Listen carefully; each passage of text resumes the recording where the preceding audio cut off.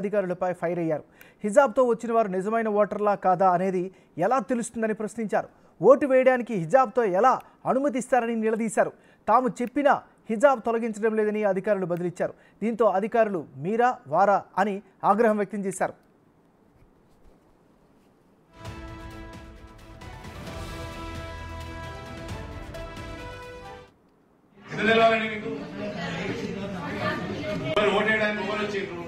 ఎట్లా తెలుస్తుంది మీకు? ఎట్లా తెలుస్తుంది మీకు? మీరు ఉల్టా నాకు చెప్తున్నారు ఏంటండి? మీ పేరేందండి?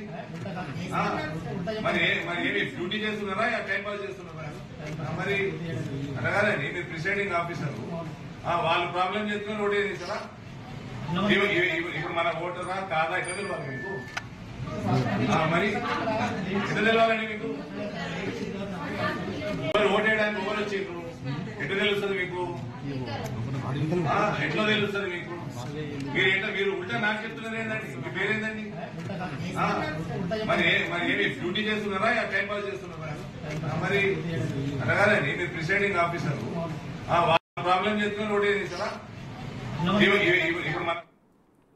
ఇప్పుడు మనం బ్రేక్ న్యూస్ చూస్తున్నాం. మహిళలు హిజాబ్ ధరించి ఓటేయడానికి రావడంపై ఎంపీ అరవింద్ ప్రిసైడింగ్ అధికారులపై ఫైర్ అయ్యారు. ఈ ఘటనకు సంబంధించి మరింత తాజా సమాచారాన్ని మా రిపోర్టర్ రాజేష్ అందిస్తారు. రాజేష్, చెప్పండి, అధికారుల వెర్షన్ ఎలా ఉంది, అక్కడ తాజా పరిస్థితి ఏంటి?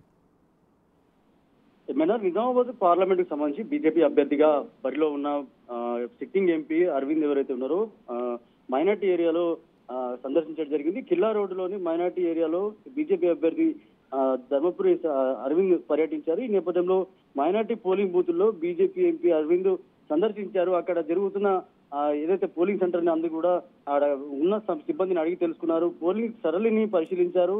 ఒకసారిగా అక్కడ పోలింగ్ సంబంధించి ఏదైతే ఓటర్ లిస్ట్ ఏదైతే ఉందో ఓటర్ లిస్ట్ లో బుర్కాతో వచ్చిన మహిళలు ఎవరైతే ఉన్నారో ఆ ఓట్లు వాళ్ళని ఎట్లా గుర్తిస్తారు, అసలు మీకు ఎలాంటి ట్రైనింగ్ ఇచ్చారని చెప్పి అక్కడ కొద్దిగా వాగ్వివాదం అయితే చోటు చేసుకుంది. అక్కడ ఉన్న సిబ్బందికి అరవింద్కి మధ్య వాగ్వివాదం చోటు చేసుకుంది. ఈ నేపథ్యంలోనే అక్కడ ఉన్న ఎవరైతే మహిళా ఓటర్లు వస్తున్నారో అంటే వాళ్ళకి సంబంధించి ఏదైతే బుర్కాలు వేసుకుని ఓటు వేయడానికి వస్తున్నారో వారిని ప్రశ్నించడం జరిగింది. అసలు వీళ్ళని ఎట్లా గుర్తిస్తారని చెప్పి అధికారులకి నిలదీశారు. కానీ అధికారులు పొందలేని సమాధానం చెప్పడంతో ఒకసారిగా ఆగ్రహం గురయ్యారు. అంతేకాకుండా అక్కడ ఉన్న పోలీసులపై కూడా తీవ్ర ఆగ్రహం వ్యక్తం చేశారు ఎంపీ అరవింద్. ఎందుకంటే అక్కడ స్థానికులు అంటే ఆ మైనార్టీ ఏరియాలో అసలు ఓటు లేని వాళ్ళు కూడా అంటే ఓటు వేసిన వాళ్ళు ఇక్కడ చుట్టుపక్కల క్యాంపెయినింగ్ చేస్తున్నారనే కోపంతో అక్కడ ఉన్న పోలీసు సిబ్బందిపై కూడా ఆగ్రహం వ్యక్తం చేశారు. దీనిపై కంప్లైంట్ చేస్తారని కూడా చెప్పారు. కలెక్టర్ కి మాట్లాడతారని చెప్పారు. అక్కడ ఉన్న సిబ్బందిపై తీవ్ర ఆగ్రహం వ్యక్తం చేశారు. బుర్గాలో వస్తున్న ఓటర్లు ఎవరైతే ఉన్నారో వాళ్ళు నిజమైన ఓటరా లేకపోతే నకిలీ ఓటర్లా ఎట్లా తెలుస్తుందని చెప్పే కోణంలో అక్కడ ఉన్న సిబ్బందిపై అయితే ఆగ్రహం వ్యక్తం చేశారు. పోలింగ్ సెంటర్ లో వద్ద ఎవరైతే వ్యక్తులు ఉన్నారో ఆ వ్యక్తులందరూ కూడా బయట పంపించాలని అక్కడ ఉన్న ఏసీపీపై అలాగే పోలీసులపై ఆగ్రహం వ్యక్తం చేశారు. కొద్దిసేపు అక్కడ ఉద్రిక్త పరిస్థితులు నెలకొన్నాయని చెప్పొచ్చు. తర్వాత అక్కడ నుంచి ఎవరైతే కొంతమంది అక్కడ మైనార్టీ యువకులు ఎవరైతే ఉన్నారో క్యాంపెయిన్ చేస్తున్నారనే కోణంలో ఏదైతే ఎంపీ సిటీ అభ్యర్థి అరవింద్ ఎవరైతే ఉన్నారో అక్కడ వారి ప్రశ్నించడంతో అక్కడ నుంచి వాళ్ళందరూ కూడా తరిమి వేశారు. అక్కడ నుంచి అందరినీ చెదరగొట్టారు. కొద్దిసేపు అక్కడ ఉద్రిక్త పరిస్థితులు ఎదుర్కొన్నాయి. తర్వాత దీనిపై ఉన్నత అధికారులు కూడా కంప్లైంట్ చేస్తారని చెప్పారు. ఒకసారిగా ఈ రోజు జరిగిన మైనార్టీ ఏరియాలో పర్యటించారు. ఈ నేపథ్యంలోనే అక్కడ కొద్దిసేపు గొడవ చేసిన తర్వాత ఈ పరిస్థితి అంతా కూడా సద్దుమరిగిందని చెప్పుకోవచ్చు.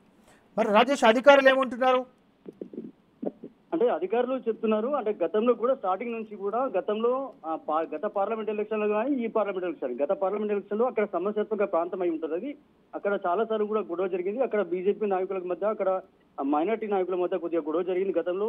అదే కోణంలో ఈసారి కూడా అక్కడికే వెళ్ళడం జరిగింది. అంటే ఒకటే డిమాండ్ చేస్తున్నాడు, బుర్కాలో వస్తున్న ఎవరైతే మహిళలు ఉన్నారో వాళ్ళు నిజమైన ఓటర్లా లేకపోతే నకిలీ ఓటర్లా ఎట్లా తెలుస్తుందని చెప్పి గతం నుంచి కూడా ప్రశ్నిస్తున్నారు. కానీ ఎన్నికల కమిషన్ మాత్రం ఏదైతే ఓటర్లకు సంబంధించి ఏది కూడా క్లారిటీ ఇవ్వలేదు. కానీ గతం నుంచి కూడా ఎంపీ అరవింద్ అదే డిమాండ్ చేస్తున్నాడు. బుర్కాలో వస్తున్న ఎవరైతే ఉన్నారో వాళ్ళు ఓటర్లు ఎవరైతే ఉన్నారో ఆ ఓటర్లు బుర్కా అంటే ముఖంపై ఉన్న బుర్కాను తీసి ఆ ఫేస్ చూసినాకనే వాళ్ళు ఓటర్లుగా గుర్తించాలని చెప్పి డిమాండ్ చేస్తారు. కానీ ఇప్పటికి కూడా అలాంటి జరుగుదలని చెప్పుకోవచ్చు. కానీ ఇప్పటికి కూడా అదే డిమాండ్ చేస్తున్నాడు.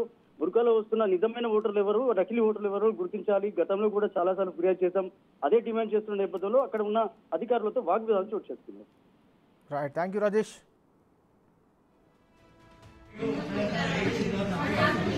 ఓటేయడానికి ఎవరు వచ్చిండ్రు? ఎట్లా తెలుస్తుంది మీకు? ఎట్లా తెలుస్తుంది మీకు? మీకు 38 ఏంటి, ఆమెకు 44 ఏంటి వయసు? మేడం